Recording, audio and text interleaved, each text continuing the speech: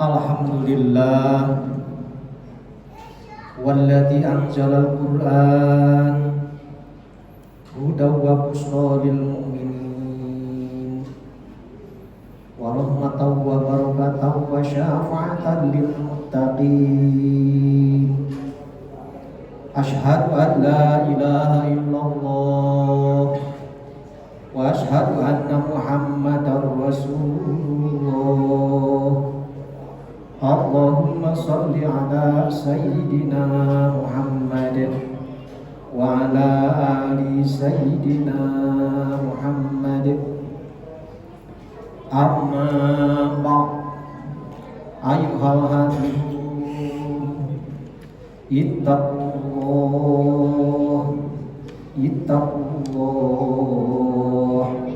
ittaqullah wa qulu qawlan sadida. Qala ta'ala fil Qur'anil Karim, a'udzu billahi minasy syaithanir rajim. Bismillahirrahmanirrahim. Wa'adallahu al-mu'minina wal mu'minat jannatin tajri min tahtiha al-anhar khalidina fiha. Wa qala Rasulullah sallallahu alaihi wasallam, ati bil kalam wa afsis salam wa silil arham wa salli bil laili wan nas niyam thumma adkhulil jannata bisalam. Hadirin sidang Jumat rahimakumullah, marilah kita sama-sama bersyukur kepada Allah Subhanahu wa taala bahwasanya hari ini kita bisa melaksanakan salah satu kewajiban, yaitu melaksanakan sholat Jumat. Mudah-mudahan sholat Jumat kita itu diterima oleh Allah Subhanahu wa taala. Amin ya Allah ya rabbal alamin. Dan mudah-mudahan dengan melaksanakan sholat Jumat ini iman, Islam, ihsan serta takwa kita lebih meningkat lagi, dan mudah-mudahan itu semua sampai terbawa mati. Amin ya Allah ya rabbal alamin. Hadirin sidang Jumat rahimakumullah, ketika Nabi Muhammad sallallahu alaihi wasallam hijrah dari Mekah ke Madinah, orang-orang Yahudi dan Nasrani yang selama ini dijejali dengan berita-berita bohong bahwa Islam tersebar di Mekah itu dengan jalan pedang dan jalan peperangan. Hal itu terstigma di hati para non-muslim ketika itu, sehingga kabarnya teropini bahwa Muhammad itu adalah penyebar agama dengan kekerasan, dengan berbagai macam dalih supaya orang bisa masuk Islam. Itu versi mereka. Tapi mereka lupa bahwa ada sebagian di antara penduduk Madinah yang mengendap-endap menemui Rasulullah sallallahu alaihi wasallam. Mula-mulanya cuma 2 orang, kemudian tahun berikutnya 7 orang, tahun berikutnya lagi belasan orang, bahkan tahun berikutnya lagi sampai 70 orang. Tiap tahun itu mereka menyebarkan Islam secara sembunyi-sembunyi, sehingga di Madinah, meskipun Nabi belum sampai di Madinah, tapi keadaan Madinah sudah kondusif, penuh dengan orang-orang yang beriman ketika itu. Tetapi dari pihak bahwa orang-orang Yahudi dan Nasrani di Madinah, mereka tercekoki oleh hoak atau berita bohong yang diopinikan oleh para musuh-musuh Islam ketika itu, sehingga begitu kedatangan Nabi Shallallahu Alaihi Wasallam, di samping mereka juga sangat penasaran, juga bertambah bencilah mereka. Karena apa? Karena akan datang orang-orang yang meruntuhkan hegemoni kekuasaan serta kehormatan yang selama itu mereka dapatkan dari kaum-kaumnya. Mungkin ada di antara sebagian dari kaum-kaumnya akan tertarik dengan ucapan-ucapan Muhammad, sebab terstigma di hati mereka dan diomongkan oleh para kaum mereka bahwa ketika Muhammad sedang berbicara, tolong tutup telinganya, karena bicara Muhammad itu adalah penuh dengan sihir, sehingga banyak orang yang terhipnotis sehingga bisa masuk Islam karena bicaranya Muhammad. Itulah stigma yang ada.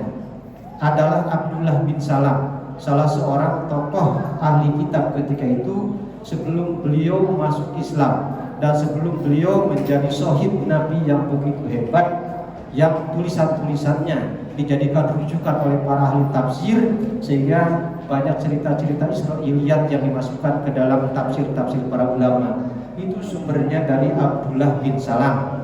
Adalah Abdullah bin Salam seorang tokoh Yahudi asalnya, ahli kitab yang sebetulnya tahu dia akan datangnya Nabi akhir zaman, tetapi karena kitab-kitab mereka sudah berubah, di mana sifat-sifat Nabi yang begitu indah, gestur Nabi yang begitu indah, hidungnya yang mancung, kemudian mereka rubah hidungnya besar, kemudian kulitnya yang bagus mereka rubah menjadi kulitnya hitam, kemudian rambutnya yang ikal mereka rubah menjadi keriting, kemudian badannya yang sedang, tidak tinggi dan tidak pendek, kemudian mereka rubah menjadi jangkung besar, gede besar, sehingga menyeramkan. Itu sudah terstigma di hati mereka yang benci terhadap Islam. Adalah Abdullah bin Salam sangat penasaran ketika itu Nabi sedang berbincang dengan para sahabat Ansor dan sahabat Muhajirin. Beliau sedang berpidato di hadapan para sahabat. Apa yang dipidatokan oleh beliau? Ati bil kalam wa absis salam wasil arham wasalli bil wan nasunya sumad bil jannata bisalam. Abdullah bin Salam tercengang. Mana mungkin orang yang selama ini terstigma begitu jelek di hadapan kaum mereka, tapi ucapannya tidak mungkin salah. Kemudian dari raut mukanya tidak mungkin orang ini berbohong, sebab nur cahaya yang dipancarkan oleh Nabi SAW akan tertangkap oleh mereka yang punya kecerdasan spiritual, terutama oleh mereka yang tergolong ahli kitab. Maka ini sudah ada indikasi bahwa Abdullah bin Salam akan tertarik terhadap Islam. Sejarah menunjukkan bahwa memang betul Abdullah bin Salam menjadi seorang sahabat yang taat kepada Nabi Sallallahu Alaihi Wasallam, yang asalnya adalah pembenci Nabi Sallallahu Alaihi Wasallam. Dengan melihat gestur mukanya saja, dengan melihat kata-katanya saja, tidak mungkin orang seperti ini bohong, tidak mungkin orang seperti ini penyebar hoax. Dan pada saat itu pula Abdullah bin Salam mempelajari, terus pada akhirnya dia menjadi sahabat yang hebat di hadapan Rasulullah Sallallahu Alaihi Wasallam. Hadirin rahimakumullah, apa yang dikatakan Nabi itu sederhana. Apa yang dikatakan Nabi itu adalah sesuatu yang mudah dilakukan, tetapi mungkin dalam pelaksanaannya itu agak mendapat kerepotan. Karena apa? Karena adalah kebiasaan-kebiasaan ketika itu yang memang sangat bersalahan dengan hadis ini. Kata Nabi, atibil kalam, baik-baiklah dalam berbicara, jujurlah dalam berbicara. Sampai Nabi di hadis lain mengatakan bahwa bicara bohong itu termasuk salah satu ciri daripada orang munafik. Sedangkan orang munafik itu, kata Al-Quran, bidarkil asfal, ada di neraka yang paling bawah. Dari cerita atau dari kalam atau dari ucapan saja, di Islam itu sampai diatur ucapan yang bisa mengantarkan ke surga, ucapan yang bisa mengantarkan ke neraka, itu semua Islam mengatur. Sehingga dari ucapan itu pula Nabi mengatakan, baik-baiklah kau dalam berbicara, sebab salah sedikit kau berbicara maka akan menjadi dosa berantai, bahkan kesananya akan membawa kau ke dalam neraka. Dan Nabi juga mengingatkan, salah satu dari ciri orang munafik adalah idza haddatsa kadzaba, ketika berbicara dia suka berbohong. Dulu juga begitu, orang berbohong itu sudah menjadi kebiasaan. Karena apa? Kata para ulama, bohong itu adalah candu. Sekali kau berbohong kemudian kau tidak diketahui oleh orang lain, maka kau akan berusaha untuk mencari kebohongan-kebohongan yang lain. Maka jangan heran tidak sedikit orang yang mencari rezeki dari bohong, orang mencari rezeki dari berita-berita hoax yang menyesatkan orang. Apa jadinya? kalau orang mencari rezeki darinya hal-hal yang seperti begitu. Oleh karena itu Nabi sejak dulu mengingatkan kepada kita bahwa hati-hatilah dalam berbicara. Ternyata bicara-bicara yang bohong itulah yang akan membawa ke neraka.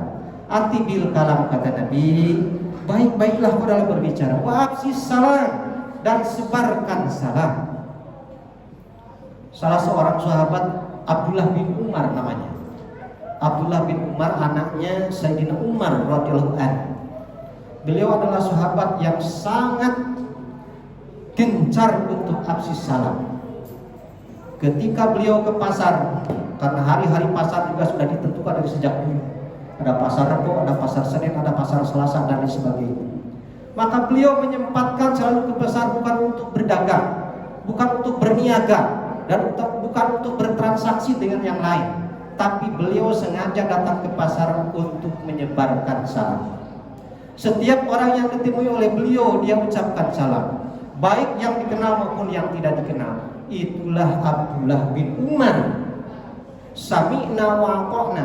Ketika Nabi mengatakan absis salam, sebarkanlah salam, maka tampillah Abdullah bin Umar untuk melaksanakan itu semua. Dan itu dibuktikan oleh sahabat yang lain. Apa betul kebiasaan umat Abdullah bin Umar itu begitu? Ternyata ada sebagian sahabat yang mengikutinya. Ternyata betul apa yang dikatakan oleh orang lain, bahwa Abdullah bin Umar adalah suka absis salam, menyebarkan salam. Mengapa? Karena Nabi sendiri mengatakan la tadkhulul jannata hatta tu'minu wa la tu'minu hatta tahabbu. Ala adullukum ala syai'in idza altumuhu tahabbtum absus salam bainakum. Tidak akan masuk surga sehingga kau beriman, dan tidak beriman sehingga kau saling mencintai. Maukah kalian aku tunjukkan kepada sesuatu yang dapat menunjukkan cinta, dan itu apabila kau kerjakan, bukti cintamu akan terbukti. Apa itu? Absus salam, maka sebarkanlah salam. Hadirin sidang Jumat rahimakumullah, orang-orang yang berislam berusaha untuk ucapan salam ini tergantikan oleh ucapan yang lain. Sebab mereka sangat meyakini bahwa ketika seorang Islam sudah absis salam, maka tidak ada sejengkal pun kejelekan yang akan diterima oleh orang yang suka menyebarkan salam. Karena di sana terselip saling mendoakan, persatuan dan kesatuan saling tereratkan, sehingga ketakutan orang Yahudi dan Nasrani ketika orang-orang Islam itu menyebarkan salam. Salah satu hadis Nabi mengatakan bahwa orang Yahudi dan orang Nasrani sangat takut apabila umat Islam sudah menyebarkan salam seperti itu. Karena apa? Karena ketika kuat salamnya, maka kuat pula persatuan dan kesatuan.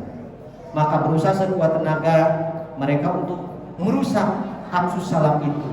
Sehingga di dalam salah satu hadis mengatakan bahwa mereka suka menggandengkan Assalamualaikum, Assalamualaikum. Itu terdengar oleh para sahabat. Para Rasul, orang-orang Yahudi mengucapkan Assalamualaikum, bagaimana harus aku jawab?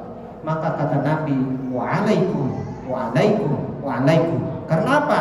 Karena mereka bukan Assalamualaikum, tapi mendoakanmu menjadi orang yang terlaknat dan akan celaka. Maka kata Nabi, Waalaikum, jawablah olehmu, Waalaikum, tidak boleh pakai salam. Hadirin sidang Jumat rahimakumullah. Yang ketiga, wasilil arham, sambungkanlah silaturahmi atau silaturahim, karena sudah mengindonesia menjadi silaturahmi, hubungan kekerabatan, hubungan tali kasih sayang di antara sesama. Banyak hadis yang mengatakan bahwa dengan silaturahmi orang-orang akan tambah rezekinya, panjang umurnya. Dan Nabi mengatakan bahwa silaturahmi itu aspeknya bukan hanya untuk dunia saja, tapi nyambung ke akhirat. Apa kata Nabi? La tadkhulul jannata qati'un. Tidak akan masuk surga orang yang suka memutuskan silaturahmi. Bahkan ada pekerjaan-pekerjaan Nabi yang memang mustahil dilakukan oleh orang-orang yang biasa seperti kita. Apa itu? Nabi itu suka menyambungkan silaturahmi terhadap orang yang suka memutuskan silaturahmi. Nabi itu suka memberi terhadap orang yang tidak pernah memberi. Nabi itu suka memaafkan terhadap orang-orang yang menzalimi. Itulah Nabi kita, Nabi Muhammad SAW, yang selalu paradok melakukan, berbeda dengan kenyataan yang ada di masyarakat. Adalah kita mungkin sulit tuh melakukan seperti itu, tapi paling tidak setelah kita tahu bahwa hebatnya silaturahmi, bahwa hebatnya afsus salam, maka kita dijadikan oleh Allah orang-orang yang suka silaturahmi dan suka afsus salam.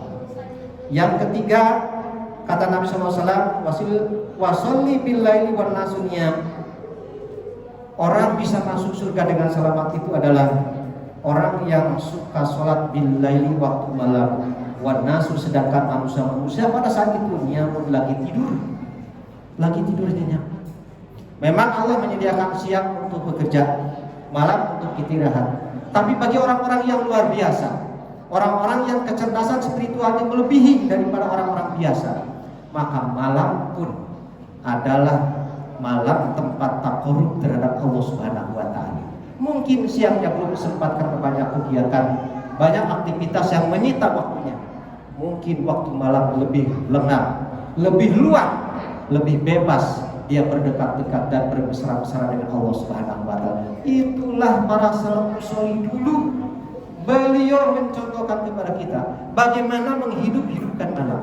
Karena Nabi sendiri mengatakan, man ahyal lail, barang siapa yang menghidupkan malam dengan melakukan ibadah kepada Allah Subhanahu wa taala, farroha bin nahar, engkau jangan khawatir karena siangmu akan Allah berikan kegembiraan.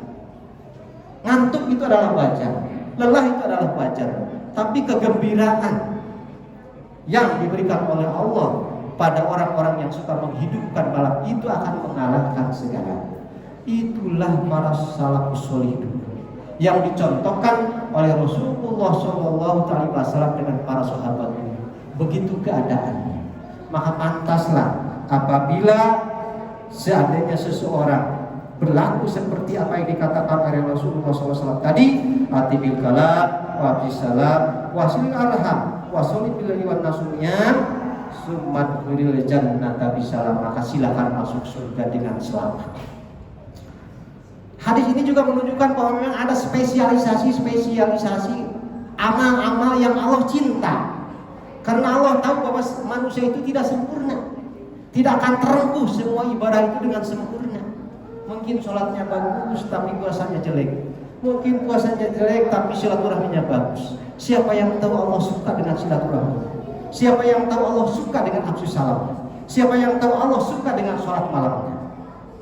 Kecenderungan itu adalah kesempatan bagi kita untuk apa? Untuk memposisikan diri kita di manakah sebetulnya kecenderungan kita itu berada. Syukur-syukur kalau semuanya ada pada diri kita. Minimal ada beberapa hal yang telah disebutkan oleh para Rasul yang tadi disebutkan menempel pada kita.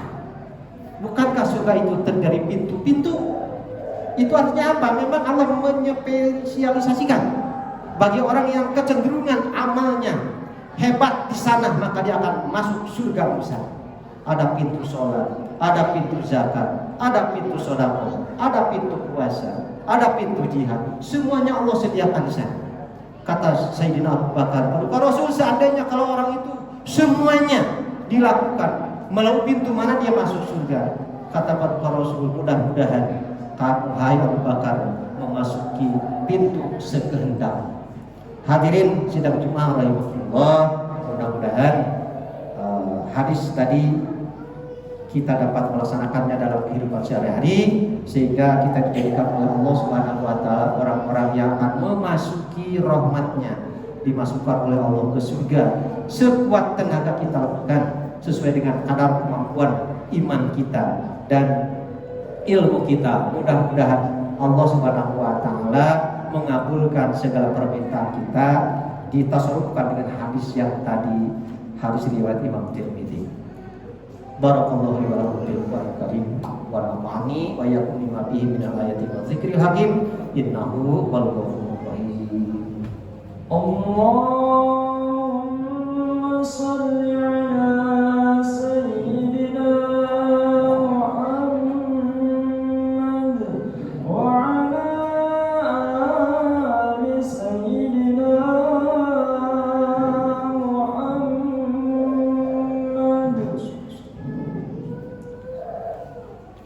Alhamdulillah nahmaduhu wa nasta'inuhu wa nastaghfiruh wa na'udzu billahi min syururi anfusina wa min sayyiati a'malina may yahdihillahu fala mudhillalah wa may yudlil fala hadiyalah. Asyhadu an la ilaha illallah wa asyhadu anna Muhammadar Rasulullah. Allahumma sholli ala sayyidina Muhammad wa ala ali sayyidina Muhammad. Amma ba'd. Ayyuhal hadirun, ittaqullaha haqqa taqwah faqad fazal muttaqun.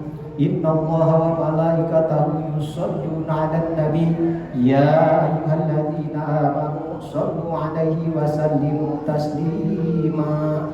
Allahumma sholli ala sayyidina Muhammad wa ala ali sayyidina Muhammad kama shallaita ala sayyidina Ibrahim wa ala ali sayyidina Ibrahim wa barik ala sayyidina Muhammad wa ala ali sayyidina Muhammad kama barakta ala sayyidina Ibrahim wa ala ali sayyidina Ibrahim fil alamina innaka hamidum majid. Amin ya rabbal alamin. Allahumma ighfir lil mu'minina wal mu'minat wal muslimina wal muslimat al ahya'i minhum wal amwat. Rabbana hab lana min azwajina wa dhurriyyatina qurrata a'yun waj'alna lil muttaqina imama. Allahumma ighfir lana dhunubana wa dhunuba abaina wa dhunuba ummahatina wa dhunuba auladina wa dhunuba ikhwanina wa dhunuba sultanina wa dhunuba ustadina wa dhunuba jami'il muslimina wal muslimat wal mu'minina wal mu'minat bainal masyriq wal maghrib. Rabbana atina fid dunya hasanah wa fil akhirati hasanah wa qina adzabannar. Ibadallah, innallaha ya'muru bil 'adli wal ihsan wa ita'i dzil qurba wa yanha 'anil fahsya'i wal munkari wal baghi ya'idukum la'allakum tadhakkarun wa la dzikrullahi akbar. Allah